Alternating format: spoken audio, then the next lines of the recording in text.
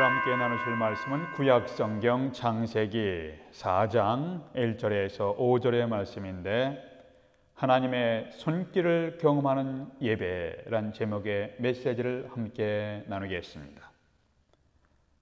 오늘 우리는 과학기술이 고도로 발달된 하이텍 시대를 살아가고 있습니다. 우리가 살아가고 있는 이 시대에는 우리들이 사용하는 것, 셀러폰, 컴퓨터, 인터넷, 텔레비전은 모두 다 하이텍의 산물입니다.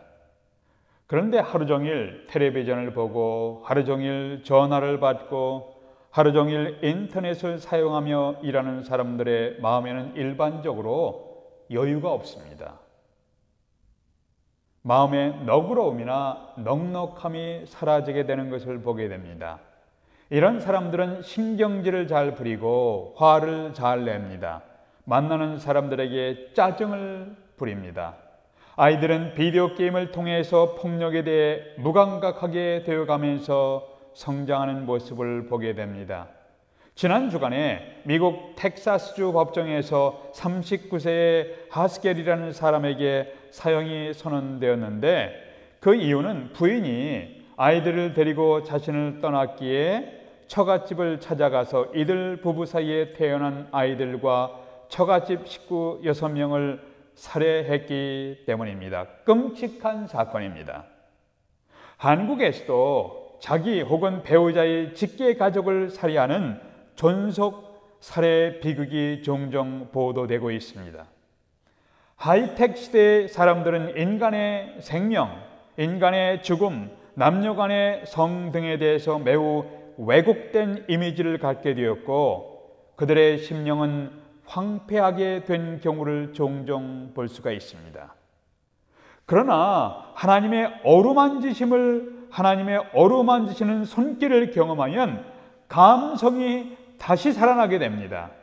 감성이 살아난 사람은 인격적으로 하나님의 사랑에 감격하며 하나님의 사랑에 눈물을 흘릴 줄 알고 감사할 줄 알게 됩니다.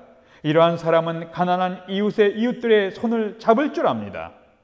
어떤 사람은 고통당하는 사람을 위하여 조용히 기도할 줄 압니다. 어떤 사람은 꽃을 바라보며 아름다움을 감탄합니다. 인생에서 하나님의 사랑의 손길을 느끼면서 감사할 줄 압니다. 그 사람은 때로 석양을 바라보며 인생의 의미를 생각할 줄도 알게 됩니다. 이렇게 우리로 하여금 하나님의 어루만지심, 하나님의 타치를 경험하면서 하나님의 사랑에 감격하고 눈물을 흘리기도 하고 무릎 꿇고 기도하기도 하는 것은 무엇인가요? 그것은 바로 하나님께 드리는 월십 서비스, 예배입니다. 우리 그리스도인들은 매주일 예배에 참여합니다. 예배는 예배는 교회 공동체의 심장입니다. A.W. 토저는 이렇게 말했습니다. 그리스도인들의 모든 실패는 예배의 영광을 경험하지 못하는 데서 기인한다고 역설했습니다. 여러분과 제가 어떻게 하나님이 인정하시고 하나님이 축복하시고 그리고 하나님의 손길 우리를 어루만지시는 하나님의 손길을 경험하는 예배, 하나님의 타치를 경험하는 예배를 드릴 수가 있을 것인가? 이것이 오늘 메시지의 초점입니다. 첫 번째, 최선을 다해 준비해서 예배 드리십시오. 여러분과 제가 할 수 있는 한 최선을 다해서 준비한 예배를 드리셔야 합니다. 오늘 말씀에 가인과 아벨이 하나님께 제사 드리는 장면이 기록되었습니다. 제사는 오늘날 월십, 예배에 해당합니다. 가인은 농사 짓는 사람이기에 3절에 보니까 가인은 땅의 소산으로 제물을 삼아 여호와께 드렸다고 했습니다. 아벨은 양을 치는 사람이므로 4절에 보니까 양의 첫 새끼와 그 기름으로 드렸다고 말씀했습니다. 농부가 곡식으로 제물을 드리고 목자가 양을 제물로 드리는 것은 당연한 일입니다. 그런데 하나님께서 아벨과 그 제물은 기쁘게 받으시고 가인과 그 제물은 거절하셨습니다. 하나님께서 가인의 제물을 받지 아니한 이유가 무엇인지에 대해서 해석이 수세기에 걸쳐서 분분하게 논쟁거리가 되어 왔습니다. 널리 알려진 대로 아벨의 제사는 피 흘림이 없었기 때문에 죄 용서의 근거로 받으셨고, 가인의 제사는 피 흘림이 없었기에 받지 않으셨다는 것이 전통적인 해석입니다. 그러나 이것은 지나치게 무리한 해석입니다. 레위기의 제사법에 보면 하나님은 피 흘림의 제사뿐만 아니라 곡식으로 제물을 드려도 하나님은 기쁘시게 받으셨습니다. 그러면 하나님이 아벨의 제사만 기쁘게 영접하신 이유가 무엇인가요? 4절에 보니까 아벨은 자기도 양의 첫 새끼와 그 기름으로 드렸더니 여호와께서 아벨과 그의 제사를 받으셨다고 기록되어 있습니다. 아벨이 드린 제물의 특징은 우선적으로 첫 번째 것이었습니다. 첫 번째 것은 구약의 전통에서 최고의 것으로 간주되었습니다. 잠언 3장 9절에 보니까 내 제물과 내 소산물의 처음 익은 열매로 여호와를 공경하라고 말씀하셨습니다. 짐승이든지 사람이든지 식물이든지 간에 처음 것은 하나님께 드려야 한다는 것이 구약 성경의 중요한 교훈이십니다. 처음 것의 특징은 가장 좋은 것입니다. 그리고 다른 데 사용하기 전에 드린 것입니다. 아벨은 최고의 좋은 것을 구별하여 하나님께 드렸습니다. 이것은 예배 시에 우리가 최선을 다하여 준비하고 드리는 모습입니다. 뿐만 아니라 4절에서 아벨은 양의 첫 새끼와 그 기름으로 드렸으니, 그 기름이라는 것은 그 fat portion of animal, 기름기 있는 고기를 드렸다는 거예요. 그 기름을 드렸다는 것에 주목하십시오.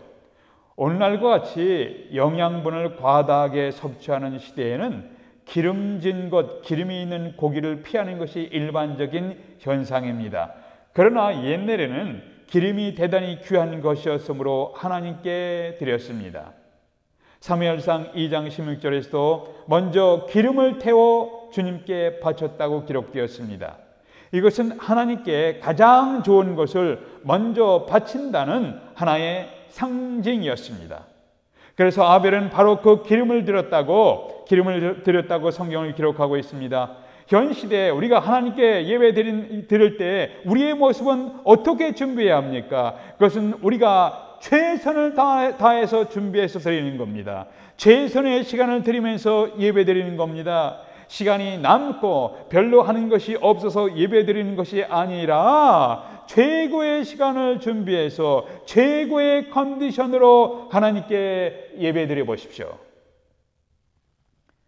토요일 저녁 밤늦게까지 드라마를 보면서 피곤하여 졸면서 예배 드리는 모습이 아니라 넉넉하게 단잠을 잔 후에 마음과 육체가 좋은 컨디션으로 주일 예배를 준비한 후에 드리는 예배의 모습을 상상해 보십시오. 여러분, 그리고 저에게 질문해 보시길 바랍니다. 우리는 어떻게 주일 예배를 준비했습니까? 우리는 토요일 저녁을 어떻게 준비하며 보내었습니까? 우리 자신에게 물어보십시오. 여러분은 하나님의 어루만지시는 손길을 경험하며 하나님의 사랑에 감격하며 감사하는 경험을 하기를 원하십니까? 여러분의 몸과 마음이 잘 준비된 상태에서 예배를 드리십시오. 두 번째는 자신의 삶을 내려놓는 예배를 드리십시오. 4절의 말씀 보세요. 4절에 보니까 아벨과 그 제물은 연납하셨더라. 후반부에 하나님께서 아벨이 드린 그 제물은 연납하셨더라. 여기서 하나님은 아벨의 제물만 받으신 것이 아니라 아벨과 그 제물을 받으셨습니다. 제물을 언급하기에 앞서서 하나님이 먼저 아벨을 받으셨다고 기록되어 있습니다. 그런데 5절에는 가인과 그 재물은 연락하지 아니하신지라. 여기서 이 비결을 주목해 보십시오. 아벨과 그 재물은 받으셨습니다. 그러나 가인과 그 재물은 받지 않으셨습니다. 여기서 헌물을 드린 사람과 헌물이 직접적으로 연결되어 있습니다. 우리는 보통 주일에 많던 적던 우리가 갖고 있는 물질의 일부를 떼어서 헌금을 드립니다. 헌금 하는 것은 단순히 돈을 내어놓는 것이 아닙니다. 땀 흘려 번 돈은 우리의 일생의 중요한 일부분입니다. 사도 바울은 마게도냐 교회 성도들이 하나님의 영광을 위하여 헌금하였을 때 그 정신을 칭찬하면서 이렇게 말했습니다. 저희가 먼저 자신을 주님께 드렸다. 그냥 단순히 돈을 드렸다가 아니라 저희가 먼저 자신을 주님께 드렸다. 헌금하면서 자신을 주님께 드렸다고 했습니다. 그러므로 헌금한다는 것은 단순히 돈을 바치는 행위만이 아닙니다. 헌금은 우리가 이 세상을 살아가면서 땀을 흘려서 번 돈을 주 앞에 드리는 것입니다. 그것은 자신을 드리는 것입니다. 헌금할 때 우리는 이 헌금 정신을 마음에 새겨야 합니다. 이 헌금과 나의 삶을 주님 앞에 내려놓습니다. 주님의 뜻에 따라 살아가기를 원합니다. 라고 신앙을 고백하면서 드리는 믿음의 행동, 신앙의 행동입니다. 하나님, 지난 주간의 삶도 하나님의 은혜로 살아왔습니다. 제 삶은 하나님의 사랑과 은혜의 빚을 지고 살아가고 있습니다. 하나님의 은혜로 살아왔던 제 삶을 이 시간 주 앞에 내려놓습니다. 이러한 신앙 고백을 표현하는 것이 헌금이기에 헌금은 신앙을 고백하는 행동, 행위입니다. 역사적으로 사실인지 아닌지는 잘 모르겠지만 아프리카의 위대한 탐험가이며 선교사인 리빙스턴을 둘러싼 이야기가 전해지고 있습니다.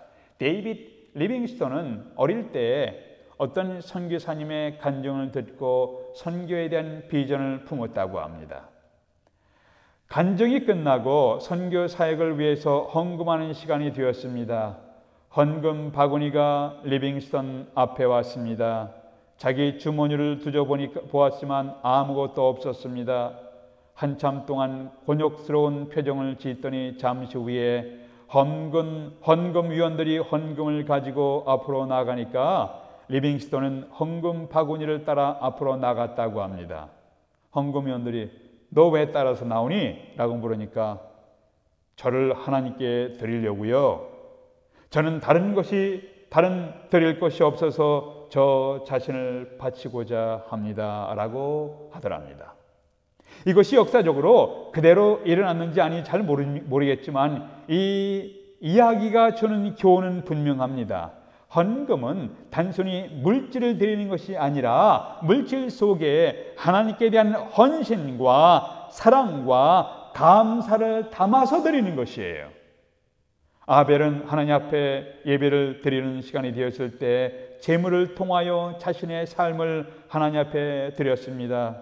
그러한 아벨이 드린 제물을 하나님께서 기쁘게 받으시고 축복하신 사건이 오늘의 말씀입니다. 나치 독일차에서 유대인들이 핍박당하고 희생되었는데 이와 함께 수많은 크리스찬들도 혹독한 핍박과 고통을 받았습니다. 나치 독일 시하에서 자신들에게 협력하지 않는다고 무서운 고문과 고통을 받으신 분 중에 마틴 니물러라는 유명한 목사님이 계십니다. 나치 독일이 전쟁에서 패배하자 이분이 감옥에서 풀려나게 됩니다.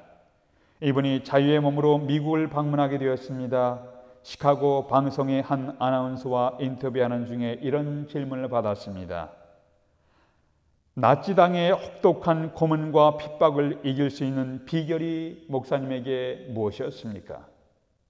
나치당의 혹독한 고문과 핍박을 이길 수 있던 비결이 무엇이었습니까? 이때 마틴 니물러 목사님은 이런 대답을 하셨다고 전해지고 있습니다. 나는 무서운 고문을 받으면서 눈을 감고 여러 성도들과 함께 하나님을 예배하던 모습을 생각했습니다. 여러 성도들과 함께 예배드렸던 영광스러운 모습을 묵상하며 새로운 힘을 얻게 되었습니다. 거룩하신 하나님을 만나며 예배드리는 영광을 생각하면서 그 무서운 고문과 핍박을 견딜 수가 있었습니다. 이 세상을 살다 보면 우리는 자주 탈진 현상을 경험합니다. 삶의 의욕도 없어지고 꼭 이렇게 힘들게 살아야 하는지 회의가 될 때가 있습니다. 육체도 쇠약해질 때가 있습니다. 때로는 영혼도 쇠약해져서 큰 마음의 부담과 고통을 느낄 때가 있습니다. 그러나 우리가 잘 준비해서 마음의 문을 열고 하나님을 찬양하며 전능하신 하나님의 메시지를 듣는 순간 우리는 새로운 힘을 얻고 벌떡 일어서게 됩니다. 이러한 경험을 한 시편 기자는 이렇게 간증했습니다. 하나님은 나의 힘이십니다. 하나님은 내가 의지할 바위와 같은 분이십니다. 하나님은 나를 보호하시는 방패이십니다. 요새이십니다. 하나님은 나를 사망에서 건지시는 구원자이십니다. 그래서 이렇게 자기 영혼에게 이렇게 외칩니다. 너는 여호와 하나님을 바라볼지어다. 강하고 담대하며 여호와 하나님을 바라볼지어다. 준비된 마음으로 예비하며 하나님의 어루만지시는 손길을 경험하고 치료의 은혜를 경험하시기를 주님의 이름으로 기원합니다. 기도하겠습니다. 아버지 하나님, 우리의 마음과 몸이 잘 준비된 예배를 드리게 하옵소서. 하나님을 만나고 여러 성도들과 영광스러운 예배를 드리면서 치료의 경험을 하고 회복의 경험을 하고 하나님께서 부어주시는 은혜를 경험하는 그런 예배를 드리게 될 수 있도록 우리의 마음을 준비시켜 주시옵소서. 예수 그리스도 이름으로 기도드립니다. 아멘.